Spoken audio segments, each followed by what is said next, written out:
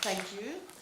This is Snøhetta, the mountain, 2,286 meter tall. And I'm sure you're wondering why an architect and design studio is named after a mountain.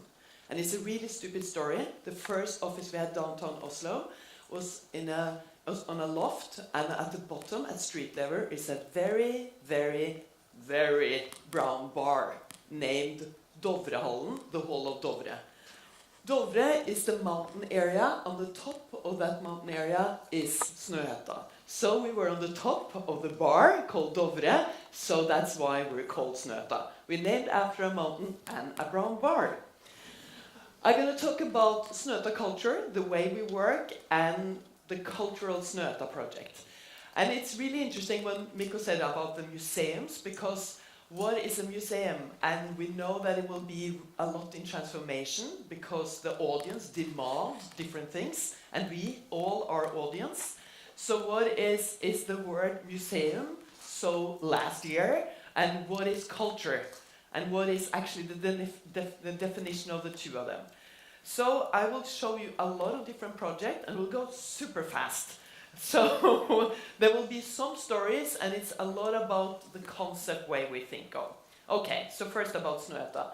We have offices around the world, and we have projects all around the world. As you can see, there's no orange dot in Finland, so we have still not built anything in Finland, so it would be fantastic to get a commission, and maybe a dot in Turku. That would be fantastic. We have two main offices in Oslo and in New York. As you can see from Google Earth, we love Google Earth, the landscape shape is almost the same and the scale is the same, so that's how we find our new placement for new offices. We are 120 people in the Oslo office and 60. It consists of architects, landscape architects, interior architects, graphic designers, and product design, and also 2 artists. And every year we try to climb our holy mountain, Snøhetta.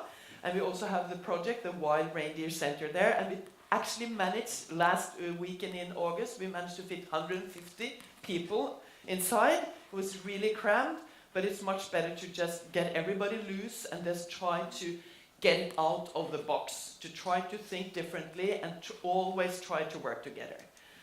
Our office space in Oslo is one open space, 1,600 square meters, and it really reflects the way we work, because we really believe in teamwork. We think that it's super important. So it's really the team that decides, and this is my colleague Rob, who made the sketch. It's one day in the office. And you maybe think this is kindergarten with the yellow and the blue and the red team. But it's really, so we sit everybody together, so even the administration people sit in between everybody. So it's not like that one team sits together. It's all about sharing the ideas. And then it's also about sharing what thoughts you have during a day. And of course, in this drawing, what of course lacks is the coffee machine, because that's the most important place. Everybody meet there, and then you start talking. So it's all about the heads. So it's said to be singular in the plural is really important. It's the heads that counts, and also how you contribute. You have to share your ideas. And then we came up with this word transposition, and that's something about sharing roles and take another role that you're not used to have. And that all started with a research project that was about 10 years ago. There were social anthropologists that made a research about how ID work. And they actually were inviting different kind of profession, and you could say that we, as an architect studio, were sort of the only creative profession, because there was Statoil, our big oil company, there was a lawyer firm, there was a bank, and there was a magazine. So I had all these different kinds of professions that worked, and they were like a fly on the wall for over a year, to look how all the different firms were working with ideas. And what they found that these different professions all had together 10 drivers, how to work with ideas. And they actually defined them. And one of them is like prototyping, which is very known in architecture. You make a model and you prototype it and you test it over and over again. My favorite, of course, is liberating laughter.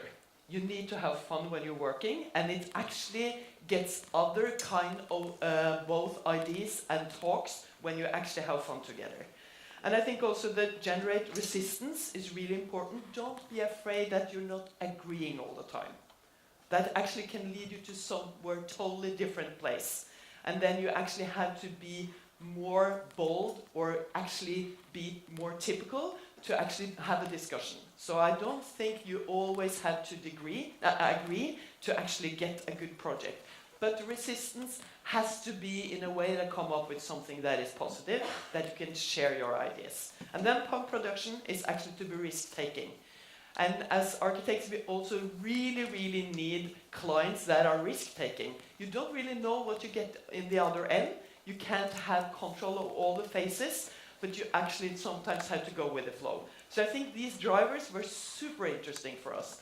And out of that, we actually started to create a way to work a little bit different with the clients, to start from day one, to actually have the creative phase from day one, to actually invite everybody in. And we have a method that we have used pictograms, which actually just are photos, images, to talk about what should represent this project and what should not represent it, to try to find the negative and the positive side of it, and then actually invite everybody to make a conceptual model. This is all about ownership, and it's all about to be generous. And we think that is super important, to be generous. With all the people adding into, then you get more of the sum. And it all started with the library in Alexandria. That was 1989. It was a UNESCO open competition. I think it was 523 entries. And the very young office from Oslo, 2 were just past 30, so there was really young people. And we from day one really started to work with built environment, meet the landscape, the site, the context, and about being conceptual. So this is the Bay of Alexandria. The red dot shows where we think that actually the library were. So it's almost like a circular bay, and we worked with a circle, and the goddess Osiris was also circular. And in 1989, the microchip was also circular. So that was important for us to start with the concept. It used to be the 7th largest library in the world. It's probably not that anymore, but it sits along the Corniche, the main street. And with this circle, if you think of a disc and you look out on the ocean, you have the ocean is always in your horizon. It's your eye height, whatever height you are, it's in your eye height. So if you have a disc and you put it on that one line, which is the ocean, and then you tilt it, and then you find one point that actually is present today. That's where you enter. And you take away the other lines, and you actually got past and the future. The past had an amazing history of the Library of Alexandria, and the history should go a long time into the future. So this then sits on the bay. It has a circular shape that goes dips also into a pool. And it has a very high-tech roof and a very low-tech wall that surrounds it. And it's one big open space in 7 levels that actually is the library. We worked from day one in the competition. We worked with an artist, an historian, and we were researching all the letters and all the symbols of languages in the world. And we started to do that carving in the stone. The interesting thing was that they had forgotten how they carve in stone in Egypt. They forgot that 1,000 years ago. So we had to take them to Norway to teach them how to carve in stone again.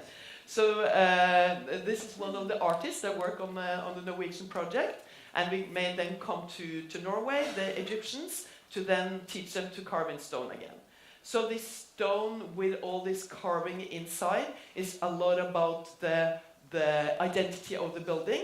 And you see on the right side is one person. So one stone is 1 by 1 and 1 by 2 meters. So they're huge. And also in the site, in the context, it should be part of the history and the library, because a lot of people in Egypt said, why should we spend so much money in the library to have so many people that can read or write? But then to open it up for everybody, so there's no fencing, that I also wanted to be generous, to say that this is a place, the plaza is open 24/7. So this is more like a landscaper than a skyscraper. And in the Arabic Spring, it was really touching when we got photos from the library that said that the students, because that's the university next to the site, they were standing hand in hand, fencing the site so nobody should ruin it. And then you actually feel that it has real ownership where it's placed, and you feel that you managed to push the world with architecture a little bit. I really think that site matters, and that's something we work a lot with. If you go to northern part of Norway, this is between Trondheim and Bodø, a fantastic, beautiful mountain area called the Seven Sisters. And there was a bishop that lived there, Petter Dass. He lived from 1647 to 1707. So in 2007, they said they wanted a new museum from him. He was really he was an important bishop, and he talked to the Swedes and the Finns and the Danes, and actually was in a big conversation with everybody. This was in the Norwegian Baroque, late, but still. The clients said they wanted a small museum for Petter Dass, and they had been fighting for a site for 20 years. They'd been fighting with the neighbors. There were two farmers, and as you can see, the site, the original site was here. We actually made 2 sketch designs, and we were not happy because we thought it was not the right space. We looked into the landscape to find something that was more suitable before it, because we had this magnificent landscape, the natural landscape, and then we had the cultural landscape with the old farm and the church, and then we found this little dip in the landscape over here that we said that this is the place. So the front of the building should not be larger than the small farmhouses that was next to it. So the church could come before you could see the building. So we said that we could actually cut in the landscape, make a very precise cut, and redefine it with the new building. So in the section, it's long, and you could go through and see through. And I mean, this is about the Baroque, so it's heaven and hell and very dramatic. And this is northern part of Norway, and they're very dramatic. So we did the cut in the mountain. It's gneiss, it's a very hard stone, and then started to build it, and then have the view through. And then, of course, when you do the cut, things happen. That suddenly the stone get this beautiful little dip that you actually then start to grow moss, which we could never plan for. And in the situation together with the church, and when it's raining, it's hardly that you can see it. It's like what is building and what is nature, and what is mirroring what, and what is important. And it also reflects back on what a museum can be. And then it's very clear where to go. You can go through on one side, and you could go inside, and you have a fantastic view to the landscape. And when you have the northern light, it's even more beautiful. And it sits together with the other small buildings, and the landscape is much more important. And then there's one stair on one side. If that leads to heaven or hell, you have to go there to experience it. Going back to a city is really for people. I would say that 98% of the project we're doing are for humans. I mean, that's just the way it is. We make projects for ourselves, but we had to take care of more than just that. So when in 2000 the library in Alexandria was still not open, and we didn't have any work. Then there came up the competition, the international open competition for the new opera and ballet house in Oslo in 2000, and we really wanted to enter. The Norwegians had never had an opera house. The old from 1958 was a theater, and there was a big controversy in Norway to spend so much money on culture, on opera, a dying culture that nobody cares about. We have so much oil money, and still not really interested in culture, which is terrible. It's really, really, really not good. And they have been discussing, the politicians have been discussing for at least 20 years where the site should be. In the end, they decided that it should be here. As you can see, the road, it's hard to access to the water, a big train station. The good thing was they said, okay, we make the opera house first, we do the cultural building first, and then it sets a standard for the transformation of the whole area. That was super clever, really, really important. So we were lucky to win the competition.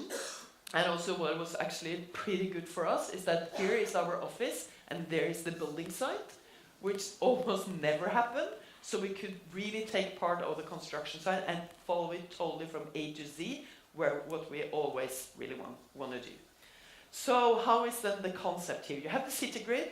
Oslo is 650,000 people. It's not big, but it's very green. And you have the green with the hills, and then you have the blue with the water. So we think it was super important that we should reconnect the city to the green and the city to the water. So this should be sloping into water to really take into the nature, the natural elements. And it's all just the stage tower that should actually rise above it. So the concept is about the curved wall that actually is between the water and the culture inside. In the back we have the factory, 600 people working there. It's on land. And then we have one carpet that puts it all into one element. Even in the competition we said that we know there's so many Norwegians that don't want this building.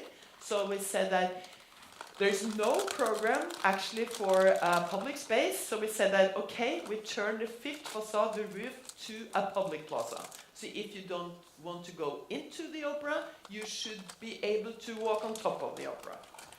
So then it should open up to the water and you can do a little side to the left and go inside the building. It was a pretty tough construction site because it's below water, but actually we were lucky to not find too many things.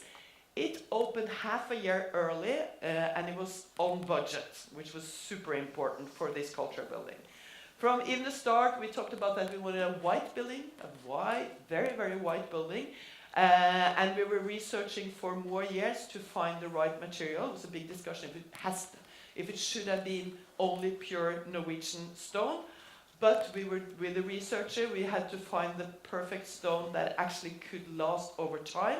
It's a harsh environment with the salt and a lot of traffic. And in the end, actually the winner was the Carrara marble. Amazingly enough, how opera can it get? And then to have this sloping area on the roof that is a landscape that also then goes into this white space that is open for everybody without any program, and it's open 24/7 to walk on it. Also in the regulation, we shouldn't do anything with the streetscape because that's another project. So we just had to link it with a bridge. And then we had our sloping areas. We worked with one architect, one landscape architect, 3 artists to actually make it. And it has all these 33,000 individual stones in this big puzzle. And then it has all these sloping areas because, of course, we have a lot of program underneath. So it had to slope pretty steep. And then, of course, it was a discussion about accessibility. Very nice, gentle slope into the building.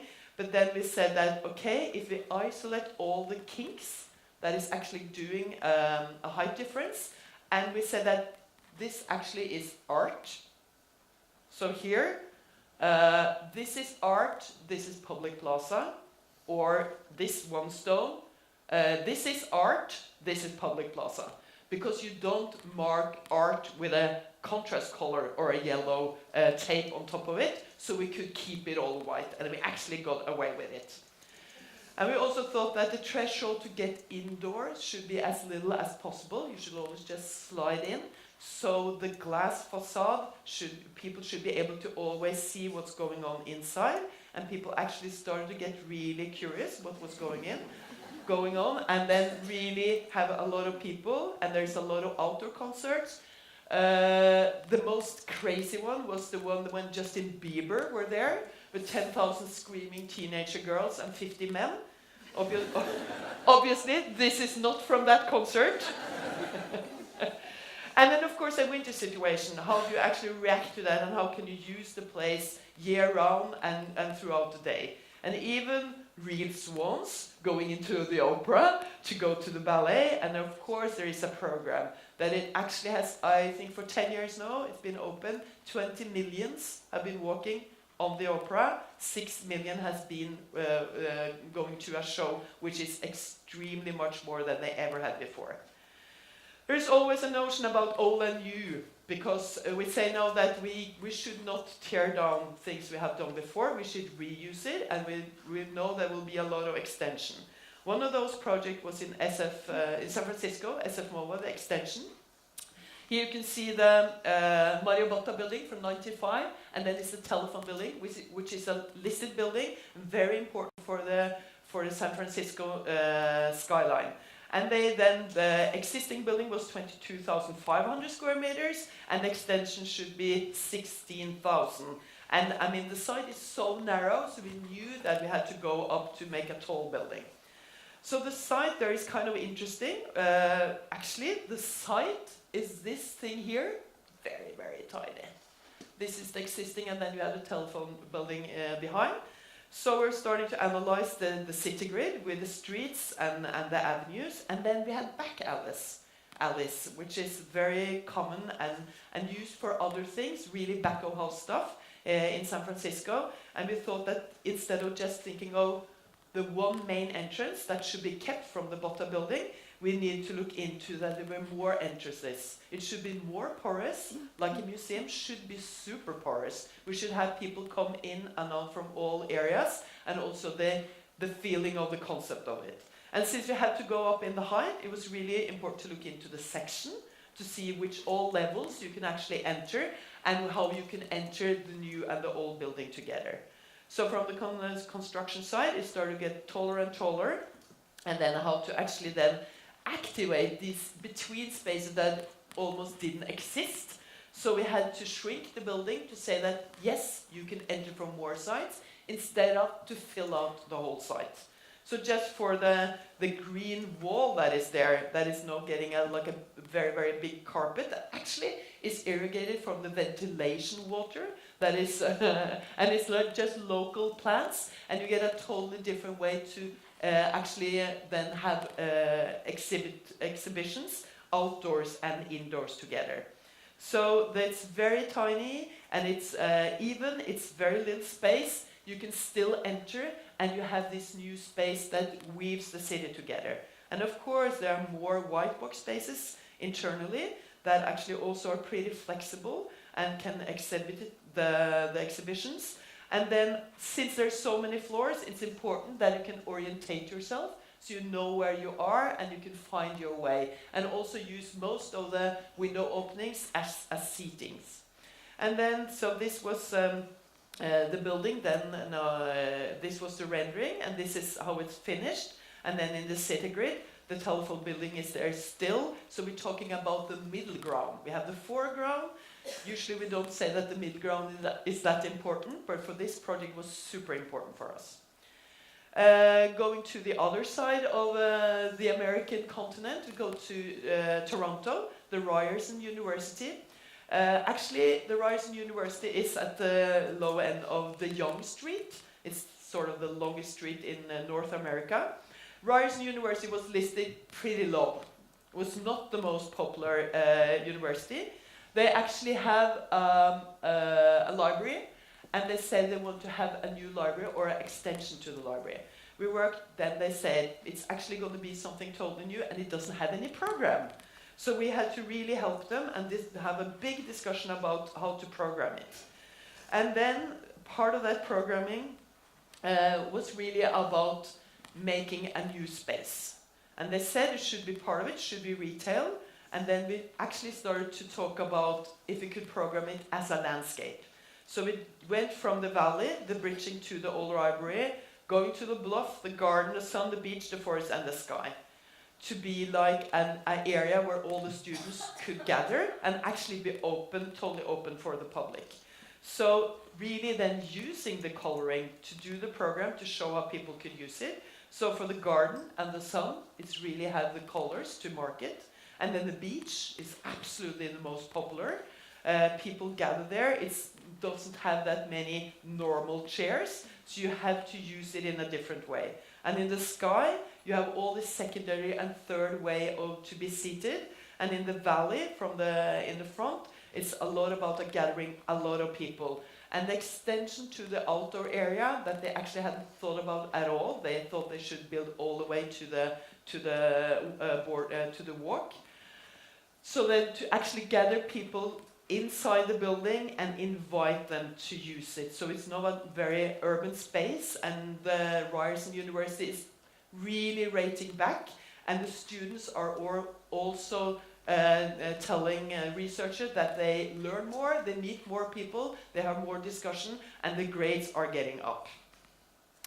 We know that we get into a system that we have to work digitally, and I always think, yes, it's a tool, so we have also always to be analog, which means that these two things goes together. But how we know that we can push a lot of things in the digital world, and in architecture, of course, we have the 3D, the way to work, that we can make things that we never could have done before. So for the Wild Reindeer Center up on Dovre, where Snøhetta is, this was really important for us that we actually could work with it. And we have a really good workshop in the office, and we even have an industrial robot that actually can make the models. And of course, the excuse for that was to think that we could make 3D drawings that we could send to the industry, and they could produce it right away. We know we had the robot for 10 years, that's still not happened, so it takes time. But this is milled, the wooden model in a small scale, and then actually we could send it to boat builders on the Norwegian west coast that made the wood of 20 by 20 centimeter logs of come on, furu, tall. What's that called in English again? Pine wood. Thank you. So the pine wood, and there's no glues, no nails, no nothings, just laid up together on one trailer, going into the steel box, and you see Snøhetta in the back, and the exterior and the interior is the same. There is a shelter, it's a viewing point to watch wild animals and the landscape. And you have the shelter and you have a fireplace. That's where we were 150 people inside. And then of course the animals could be on the outside and look at the strange animals inside the glass box. And this area actually used to be a military area, so it's not pure nature. So the military area was moved, and then it was a big and a long transformation back to the nature, but then still get people to go on a hike to have like a cultural experience in the landscape. The wild reindeer is a very strange story about them, because there are just two herds in Norway, and one of them are at Dovre. That's why we have the Wild Reindeer Center there. But the story is actually that they used to be in southern Europe. We're going back to the last ice age, 10,000 years ago. Then the snow starting to melt, and the reindeer, they liked the cold, so when it was melting, they just kept on walking after the melting snow, and they ended up on Dovre. Which sounds like, is that really true? But they have found that this herd is the same that actually are in the cave paintings in Lascaux. So when we opened the Wild Reindeer Center, one of the ministers from France came up to have a look at it, and we were invited for the cave, the International Center for Cave Art in Lascaux in Montagnac. This is a tiny place in Provence, a nice little village. And the site for the, you see here, this is the existing caves that is here, and this was the site for the new cave museum. The story is kind of amazing. In 1942, not so many years ago, this was during the Second World War, 3 boys were out with their dog. It has been an amazing storm, so a lot of trees have tripped over. It was dusk, so it's starting to get dark, and the dog suddenly, whoa, whoa, whoa, whoa, it went away, and they couldn't find the dog. And one of the guys, he saw that one of the trees were tripped over, and he saw the root, and he looked into it and had his torch, and was setting the light inside the hole, and discovered the caves, which was totally amazing. They figured out they shouldn't tell anybody. And then when the war ended, they started to get visitors into it, and they made a replica, and also that also was way too visited, and then they decided they would make a new cave museum. So how to work with a project that is actually 18,000 years old. It's really about a long history. So we looked into the landscape, and we said that there's actually the section here. This is actually the valley, and this is how the caves actually look inside the green hill. So this is where you actually can enter and go in, and we should make a replica of this. So we said that we actually have to display the landscape and how to get into the cave. So we made 3 sort of super precise slots in the landscape, and we said that the first one actually is vertical and the 2 next one are horizontal. So you open and you can get light into it. So in the site plan, it's a cultural area with a lot of patches. This is the site with a new cultural building, and with the slot that is actually made like this with a very precise, and it's at the foothill. So the section is super important, that you can get in, you go into a darker area, you get some light, and you go out, and you go in again, which you would have done in a cave. And the program consists of a lot of different things, so it's pretty complex. And then, of course, the replica of the cave. Here they said that the budget should be 50-50 from the exhibition and the architecture, because the exhibition design was super important. So you can see here one of the larger part of the cave, and that was made that they actually did a 3D scanning of the existing cave. This is probably the most complex 3D model we ever worked with, and they even could make the acoustics, to scan the acoustics from the old cave to get that into the new. And of course the experience to actually enter in, and they even figure out that the light they use then, like not torches, but some that they burned fat, and the light they could get from that is 12 lux. So we had to get the right amount of light inside the cave. There were, I think, 10 artists that worked for 2 years to actually do the replica, and then to get all the correct layers of the geology and how the fat, the paint would actually react to that. Super impressive how naturalistic and how artistic they worked with art 18,000 years ago. And then how we then display this in the cut, in the landscape, and to get the light in, and then to have the building be part of the landscape, but really invite people in. And then like this little light coming from the cave still is really important to make people to get attracted to go to see the museum. Contextualized concept is also something we usually say when we work with a project, because what is actually the context and how can they react to the concept? And again, it's really about people and the process we're doing together with the people. After the library in Alexandria was opened in 2000-2001, we got invited to more competitions in the Middle East. And you know, till 2008, it was pretty crazy in the Middle East, and they built the most crazy projects. And of course, some of them absolutely stopped because of the economical crisis. And personally, I think that was a good idea, because they won't go too far. But one project that we were working on in Saudi Arabia is a cultural center. And the process was really important for us, because to export from Norway to Saudi Arabia, you can say there's some equal things in the history.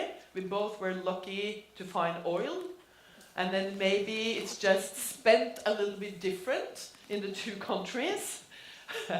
But how then to have a process? Because then we said we had a big discussion in the office. We're 50-50 men and women, and we are more gay people. Can we send the females and the gay to Saudi Arabia? Is that safe? Will they come back?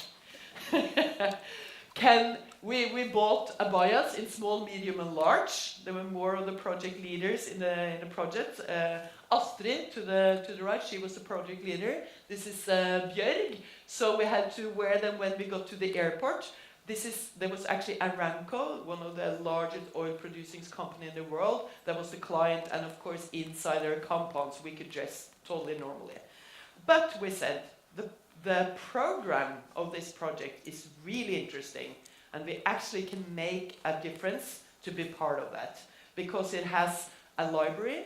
It has the first public cinema ever in Saudi Arabia. It has a big children discovery zone, and it has a very, very large outdoor area park. So this is the site, and the site, as you can see, very inspiring. And we thought, oh, come on, the desert is so exotic. So we thought that, okay, we had like, the program was made from each of the program was one pebble, like lying in the desert sand. And we thought that, okay, it's 50 or 70 degrees in the desert, and you see this mirage, and you go to it, and of course it disappears, because this will never happen.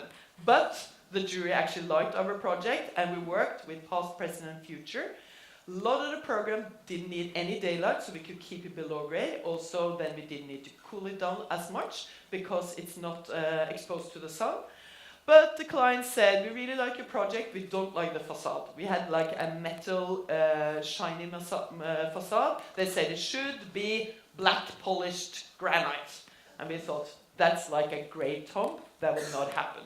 So we had to look another round to find a good material for the facade. And we looked into the landscape, how the oil is piped through the landscape, and started then to work with piping to actually have all these pebbles, and then tested it out one-to-one at the office, and then made a one-to-one mock-up, 6 by 6 meters, and it's super complicated 3D model that actually is excavating it totally to be in the precise right through all of the pebbles. And the next thing they said, it was also from the rendering, the desert, pure as it is, with this landing object, said, we hate the desert. You have to come up with something better. So we had already, part of it was a green lush garden to the oil museum that is there, and then we made what we call the monosurface. I think the most important with this project is actually there is one entry. Male and females go into the same place. Super important. Looked into the landscape, the geology, where you actually find the oil, and then made actually a desert landscape in a different way. We figured out that the sand from the side could be ramp earth, that we actually could expose both exterior and indoor. And the future, there's a lot of sun in this country, even have just solar panels and LEDs, that is no cabling, so we could survive. So Fouad, on the left side, he stayed at the office for a year to try to work together with us, and he really, and his colleagues, learned a lot about our working methods that is transported back to Saudi Arabia. This center will open next year with the first exhibition. Actually, we hope that there'll maybe be a Norwegian exhibition that will be part of it. And it's totally amazing landscape. We hope they will allow tourists to go there, because now you have to be invited. The very last little project I'm going to show you, and maybe you would say, okay, this is maybe not a cultural or a museum. It's about local and global, because we know traveling is a big industry, and food is and to share a meal is super important. This is a tiny, tiny project on the south coast of Norway, Lindesnes, where there is a hotel. I think there live 1,000 people in this little place. There's a hotel. 2 brothers, they bought a hotel 2 years ago, and they had this idea that we want to make an underwater restaurant. And they asked us if we can help them to draw it. And they said the site is right outside the building, should be right here. We tested out and couldn't really manage to do it. After more tries, we said that is it possible to move it over here so it actually is part of the landscape and not straight outside the not so beautiful hotel. And then we managed to figure it out. So it actually is this tube that is piercing through the water, and you enter and you have to walk, even if it's just 800 meters. That's part of the feeling, the notion. And this is together with maritime researchers. They have figured out that if we're using light, sound, and how you recreate an underwater landscape, you can teach fish to come. So this is part of a research that they will do the maritime, and then they also, of course, can display the fish for the people that are going into the restaurant. So this whale, concrete whale, is piercing through the water, and it's super dramatic weather there in the winter. And then if you go inside, you will be sitting and watching the fish. It's space for 100 people to dine. And again, of course, the fish can then be trained and say hello, the strange people inside there. Okay, they having their meal outside, and people are paying a lot to having a meal inside underwater. So this was under a year that is gone. It's constructed on site in the bay, and just during the summer, it was just getting over to the correct site. And it's all about now, it will open in March. And this is actually the project we have got most hits on social media. It was totally crazy. In a week, we had 700 million hits, which is unbelievable. So even a small project, and we know that the social media is super important how to actually do that. So to wrap this up, I think it's important that you really think of how, I mean, for opening days and big events, there will always be important that a project works. But I think the everyday magic is more important. If it works for every day, and it actually can push people to think that this is a good place, this has a good atmosphere, this is a place I want to come back. It's also flexible, that it's usable for many things. It's super important. And it's really the core of any project that you can make this extra to push it a little bit further and make some everyday magic. And always remember to have fun when you're working. Work together with people. Take the best of all the professions that should be part of it. It's all about ownership. So thank you for your time. And if you want to see any other things from Snøhetta, please go on our website. Thank you.